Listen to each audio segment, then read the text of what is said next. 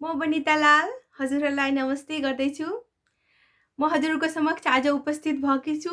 दुई चारवटा समस्याहरू लिएर हाम्रो देशको, हाम्रो नेपालको समस्या, काठमाडौँ क्षेत्रको समस्या, दुई चारवटा त्यस्ता समस्या जुन म यो केही दिनदेखि अनुभव गरिरहेछु र हजुरहरूको समक्ष यो आफ्नो पेजको माध्यमबाट र आफ्नो साथीभाइहरू समक्ष पुगोस् मेरो यो कुरा, त्यो भनेर म यो भिडियो बनाइरहेछु।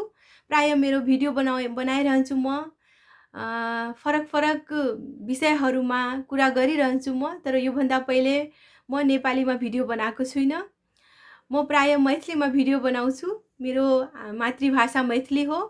मेरो चाहिने माइती पनि नेपाल, ससुराली पनि नेपाल, अनि मेरो भाषा चाहिने मैथिली हो। त्यसैले म मैथिलीमा आफ्नो भिडियोहरू बनाउँछु र विभिन्न कुराहरू लिएर म उपस्थित भइरहन्छु। तर आज मेरो विषय छ हाम्रो देश, हाम्रो काठमाडौँमा शौचालयको के छ अवस्था। यो विषय लिएर हजुरहरूसम्म उपस्थित भएकी छु। हजुरहरूले मेरो कुरा सुनिदिनु होला र हजुरहरू मेरो साथीहरू यो कुरामा विचार गर्नुहोला र मसँग कुरा गर्नुहोला। म र हजुरहरू मिलेर के गर्न सक्छु त्यो कुरामा हामी चर्चा गर्न सक्छु। म चाहिने यो शौचालयको अभाव हाम्रो देशमा धेरै शौचालयको अभाव लाग्यो। म विभिन्न ठाउँमा घुम्दा मेरो जुन अनुभव भयो त्यो म हजुरहरूसँग आज साझा गर्दैछु। म चाहिँ आफ्नो नेपाल देशसँग धेरै माया गर्ने मान्छे। म अस्ति दुबईबाट फर्केर आएँ र दुबई बस्दा म आफ्नो सबै साथीहरूलाई भन्थेँ र भन्छु अहिले पनि सबैलाई कि हाम्रो देश नेपाल एकदम राम्रो, एकदम प्रकृतिको धनी ठाउँ। हजुरहरू घुम्न आउनुहोस् नेपाल भनेर म सबैलाई आग्रह गर्छु।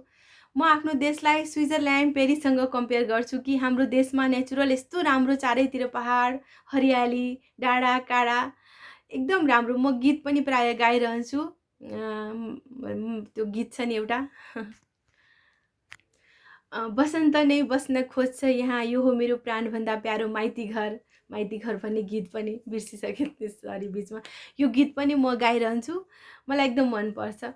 अनि म आफ्नो साथीहरूलाई त्यही भन्छु कि मेरो देश एकदम राम्रो छ। अनि अस्ति भर्खर मेरो दुबईबाट फ्यामिलीहरू, दुई चारजना फ्यामिलीहरू आउनुभएको हुनुहुन्थ्यो। उहाँहरू यहाँ नेपाल घुम्न आउनुभएको हुनुहुन्थ्यो। उहाँहरूलाई लिएर म पशुपति गएँ। पशुपति जाँदा बिहानको पूजाउजा लगाउनु भएको हुनुहुन्थ्यो उहाँहरू, अनि उहाँहरूलाई लिएर म पशुपति गएँ। उहाँहरूसँग आमाहरू पनि आउनुभएको हुनुहुन्थ्यो। मेन आमाहरूलाई तीर्थ गर्ने एकदम जिज्ञासा हुन्छ।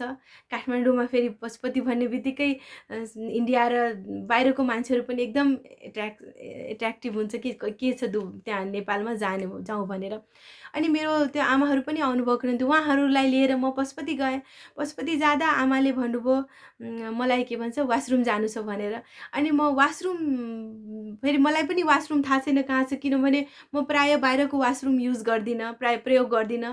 मलाई थाहा छ कि वासरुमको अवस्था प्राय बाहिर ठिक हुँदैन, म बाहिर वासरुम जाँदिनँ। अनि म आमालाई लिएर बाहिरको वासरुम त हेर्ने बित्तिकै बाहिरबाट त्यो टाढैबाट यसरी भाग्ने थियो। म दुई चारवटा फोटो पनि लिएर आएँ, हजुरहरू समक्ष म राख्छु अर्को दिन। अनि म त्यहाँबाट फेरि आमालाई आमा एकछिन रोक्नु, फेरि प्राय अलि बिरामी मान्छे या अलि सबैजना मतलब प्राय यो मेन एकदम प्रब्लम हुन्छ कि मान्छे रोक्न पनि सक्दैन, रोक्नु पनि हुँदैन र एजेड मान्छेहरू रोक्न पनि सक्दैन। अनि म आमालाई भने आमा एकछिन भित्र जाउँ। अनि भित्र गएपछि म सोधेर एक ठाउँ पुगेँ, त्यहाँ शौचालय भएको ठाउँ।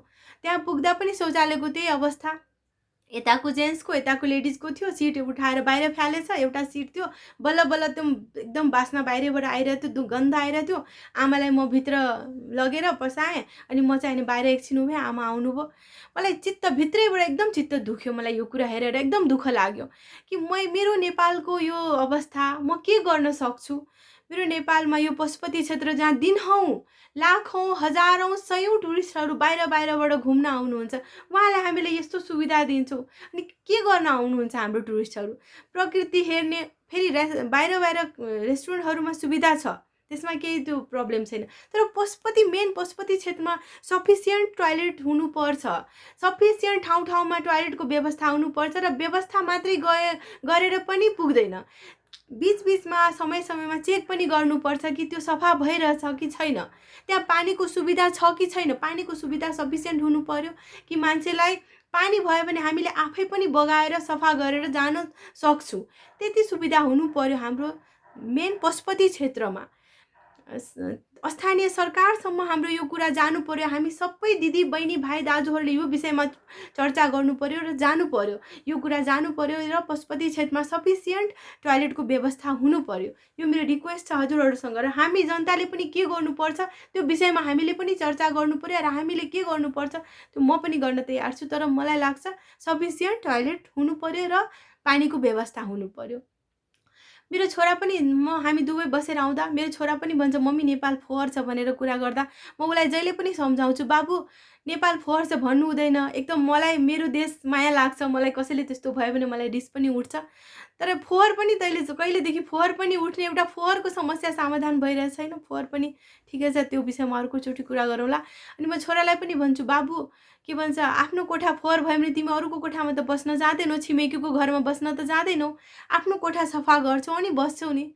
यदि आफ्नो देश फोहोर छ भने तिमीहरू नयाँ युवाहरूको दायित्व हो। तिमी युवाहरूले के गर्छौ जसले हाम्रो नेपाल सफा सुग्घर कसरी हुन्छ त्यो कुराहरू तिमीहरू गर। कि अरू घर सफा फोहोर हुने बित्तिकै छिमेकीको घरमा बस्न त जाँदैनौ, आफ्नो कोठालाई सफा गर्छौ। त्यस्तै गरेर के गर्नुपर्छ त्यसमा तिमीहरू त्यो विषयमा सोच भनेर म आफ्नो छोरालाई पनि सम्झाउँछु र अरू नयाँ युवाहरूलाई पनि भन्छु कि के गर्नुपर्छ हाम्रो देशको लागि। त्यो गर्ने हाम्रो सबैको दायित्व हो, कर्तव्य हो। यही विषय लिएर म आज आकी थिएँ। विभिन्न विषयहरूमा म कुरा गरिरहन्छु तर मैथिलीमा गर्छु। आज पहिलोचोटि म नेपालीमा गरेँ। मेरो साथीभाइ दिदी बहिनीहरू सुन्नुहोला र सेयर गर्नुहोला। मेरो यति कुरा हुन्छ। जय नेपाल, नमस्ते।